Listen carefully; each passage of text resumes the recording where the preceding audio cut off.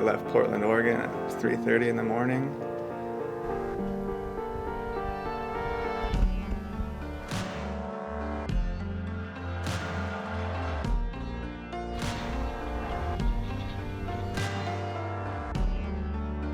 I was in Durango, Colorado by 2 o'clock that afternoon.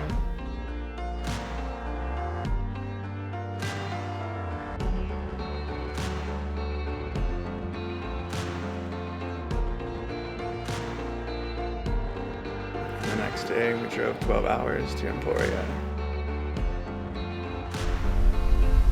It's 6 a.m. Packing up the studio here. Gonna be headed out to GRS for a Derringer Firearms Engraving class with Rex Pedersen. Getting all my stuff together that I've made here with GRS tools. Headed out to Emporia, Kansas. Say goodbye to the studio for a week.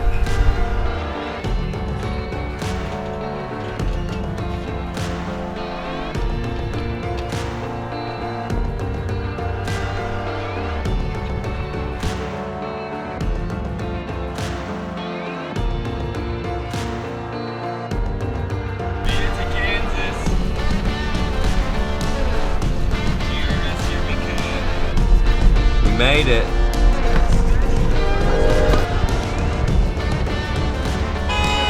Caver crew rolling in.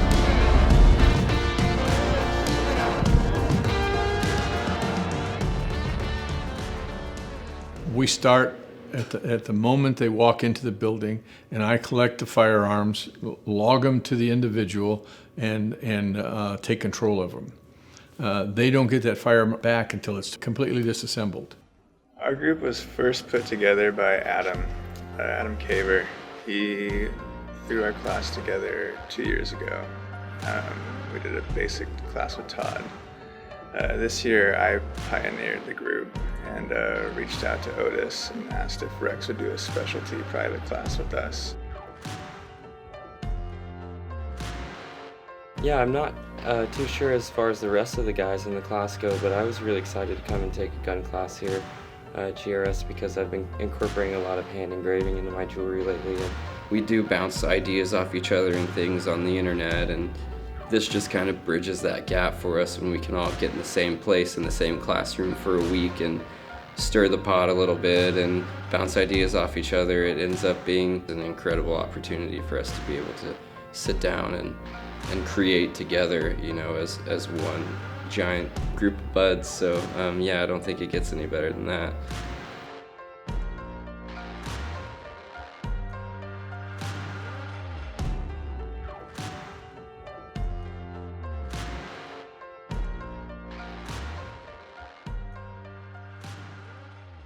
The reason we chose guns was to young artists like us, that sort of seems like the epitome of hand engraving, like the highest level of art. You know, when you hear of all the classic hand engravers, they're all doing firearms. It was also a great chance to get one-on-one time with Rex. We've heard a lot of amazing things about him with all of his, involvement in Vega, and so, I mean, I've never owned a gun before this class. I went out and bought a gun specifically for this class, and a few of us were in the same boat on that.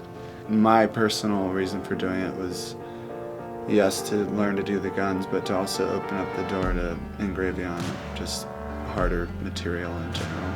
We all kind of are jewelers in our free time and for our careers.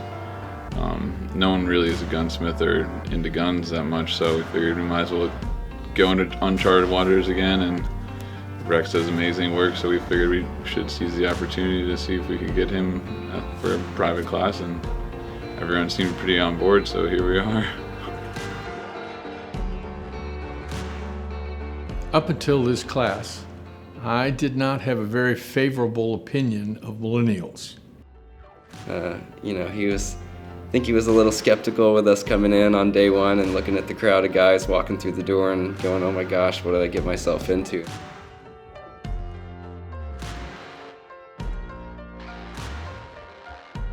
I think when we first came in the beginning of the week, everyone was kind of curious as to see like what the instructor was going to think, and being that we didn't know Sandy was going to be in the class, it was kind of surprising to have him in there as well.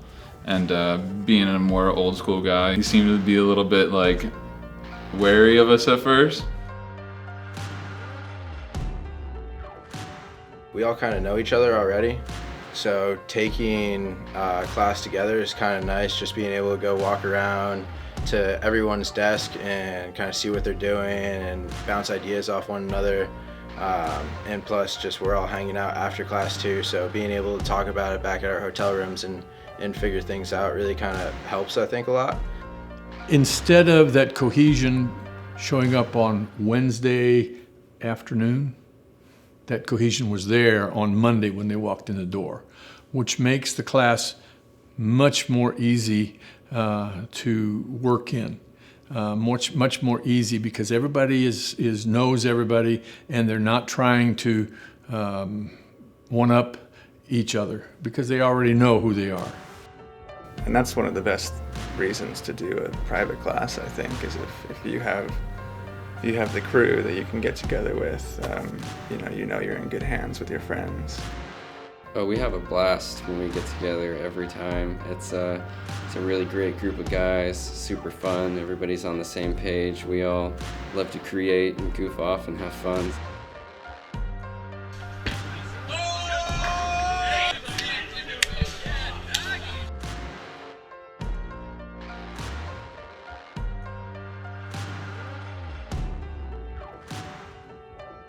We all like to learn from each other, inspire each other. I couldn't ask for a better group of friends to hang out with during the week, so definitely be coming back out here for another private class. You know, I think that maybe we had really transformed Sandy's view on the, well, I don't know what you would call us. He calls us long hairs. Sandy spoke to us at the end of the week about how we kind of gave him a different perspective on this generational gap that he experiences when he meets people that are kind of around our age. It was really eye-opening, just because it's like, I don't know what it's like to be in his shoes and to see us from his perspective, but for him to feel strongly enough to make a statement and come out and tell us that we really changed the way he thought about a certain whole group of people was pretty cool. This group of 8 or 9 guys have changed my opinion of millennials, and I thank them for that, because they gave me a new outlook on the perspective of what the millennials are and can be, and the potential that they have going into the future, because they are the future for the engraving world.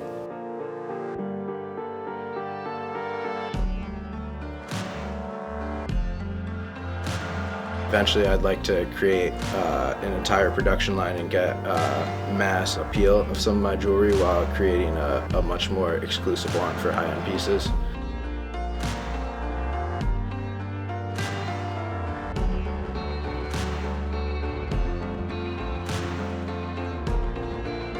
I would say my ultimate goal as an engraver and a stone setter is to continue growing, to strive to just to be greater than I was the day before.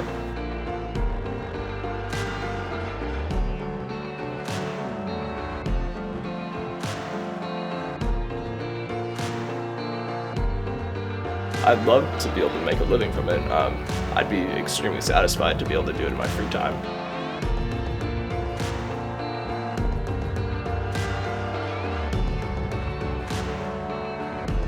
As a jeweler, stone setter, and engraver, my ultimate goal is to just, be remembered.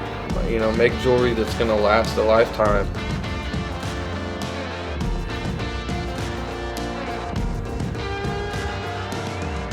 Honestly, I want to be one of the best. That's pretty much as simple as that.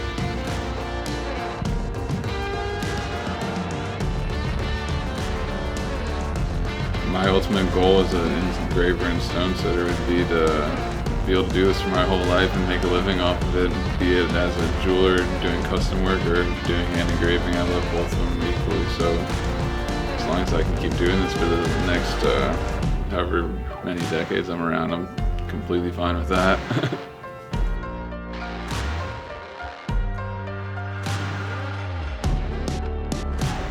I dedicated a lot of my time to this craft, with the hopes and goals of becoming better and better, and reaching the level like Todd Daniels and Rex Pedersen, the two gentlemen that I've had the privilege of learning from.